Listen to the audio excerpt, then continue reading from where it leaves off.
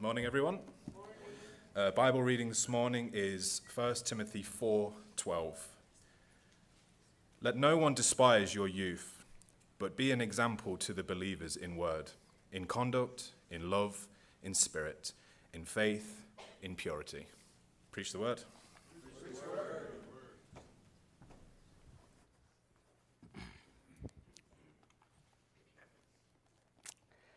Imagine with me for a moment that today after chapel, someone walks up to you and gives you an offer. They say, I would like to cover your next full year of expenses. I would like to fully support you financially for the next year.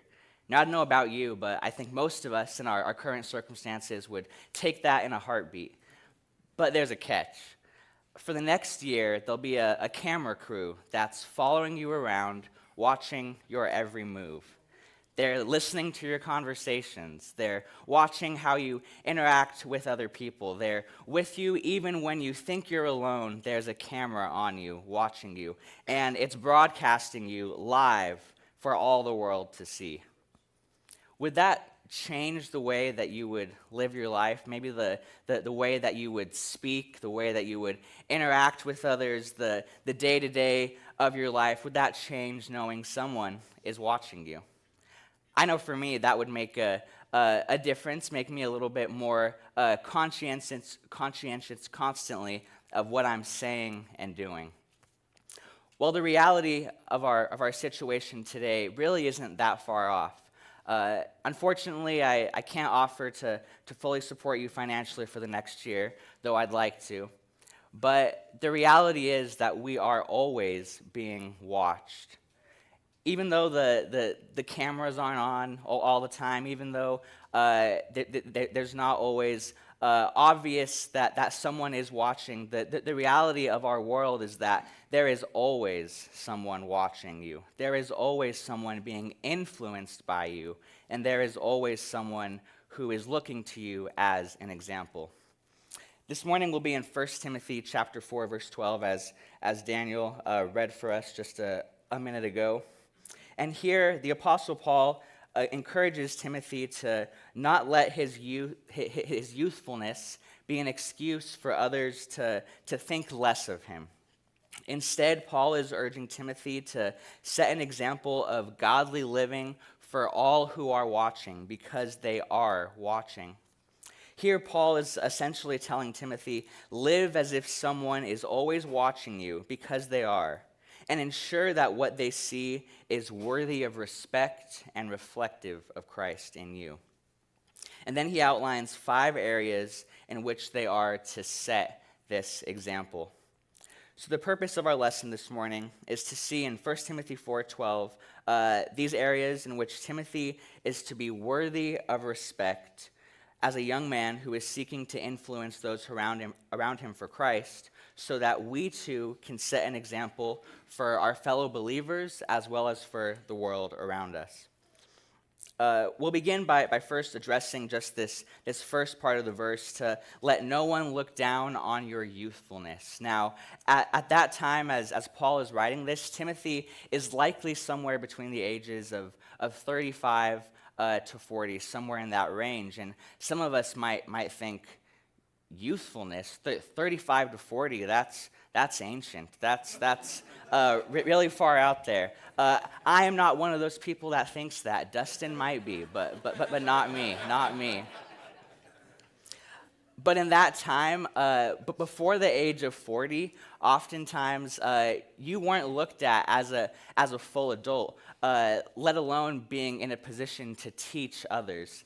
But Timothy, at this point, as he's seeking to lead and minister to the church in Ephesus, he's expected to teach, to preach, to influence others. And Paul is saying, don't let your youthfulness hold you back from doing that. There's a lot more that could be said about that, but in moving on, he says, rather set an example. And set an example to who? That phrase there means show yourself an example of those who believe.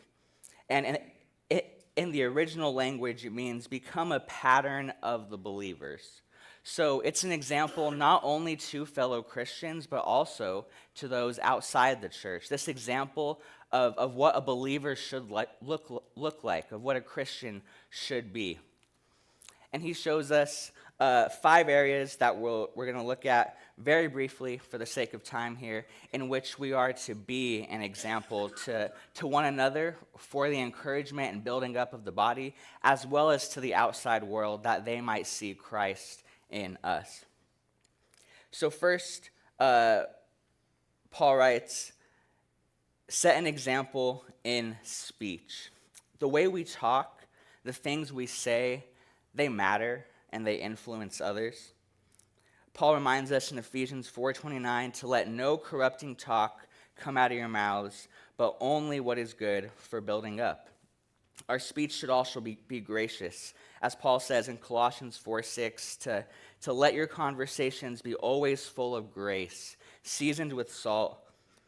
Jesus exemplified this perfectly in his interactions with others, but I know that myself, I sometimes lose my temper. I sometimes, out of anger, let words fly out that shouldn't.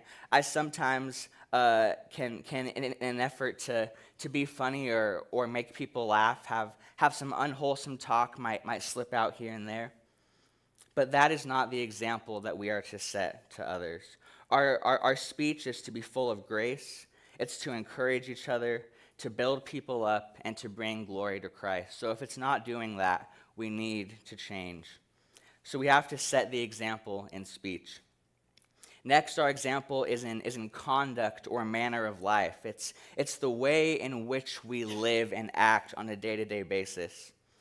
1 Peter 1:14-16, Peter writes, as obedient children, don't be conformed to the passions of your former ignorance, but as he who called you is holy, you also be holy in all your conduct, since it is written, you shall be holy, for I am holy.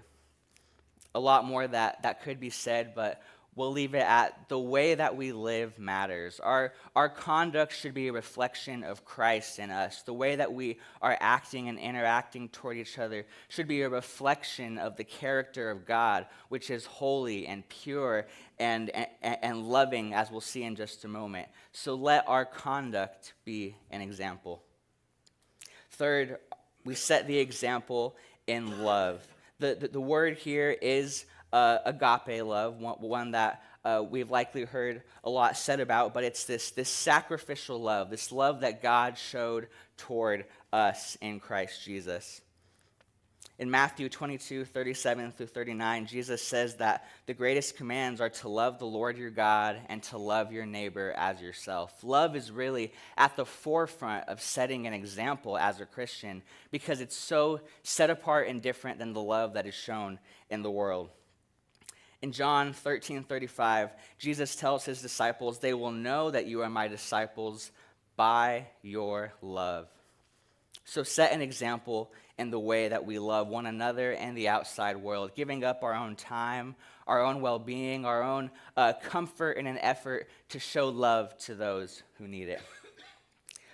Fourthly, be an example in faithfulness, both in faithfulness to God and faithfulness of character toward our fellow man. We should possess a strong faith in God and in Christ that is evident even in difficult times, as well as be dependable in our relationship with others. We should be those that others can rely on and know if this person makes a promise to me, they are going to maintain that promise. They're going to be faithful to keep it. And that, in turn, shows them the example of Christ and what Christians should be. Again, a lot more that could be said, but finally, Paul says, Timothy, be an example in purity. Now, that word purity here refers to moral purity. It refers to sexual purity. It refers to all aspects that we might think of. And the point is, we are to remain pure, set apart, different in these areas of our lives. Paul in 2 Timothy 2:22 instructs him to flee youthful lusts and pursue righteousness, faith, love, and peace. Purity is a crucial aspect of every Christian's walk, but in particular for those in leadership roles. And everyone in this room, in one way or another, is in that leadership role and or will be in the near future. So Paul says, be worthy of respect, be an example in purity. As we begin to close here this morning, remember that even though you're not always live on camera, you're always being watched. You're always setting an example for someone, even if you don't know it, even if you don't really want to. The reality is you are an example to others, good or bad. We need to let our light shine so brightly that everything else, whether it's our youth, whether it's our more advanced age, whether it's our background, whether it's anything in our lives, all of that fades away. And the only thing that is showing is the example of Christ that is set. We saw this morning briefly how to set an example in speech, conduct, faith, and purity. And because it was so brief, I'd encourage you this week to go back and look at those areas, evaluate yourself, and see, am I truly setting an example for others to follow in my life and in all of these areas? And if you're not, make a change so that others can see in you Christ and follow your example. Be intentional about setting that example, not only to fellow believers, but to the rest of the world. May we all strive to live lives that are worthy of respect this week, setting an example to build each other up and draw others in Christ. Draw others to Christ, not that we would be glorified and say, look at our example, but that Christ's example would shine through to all the world.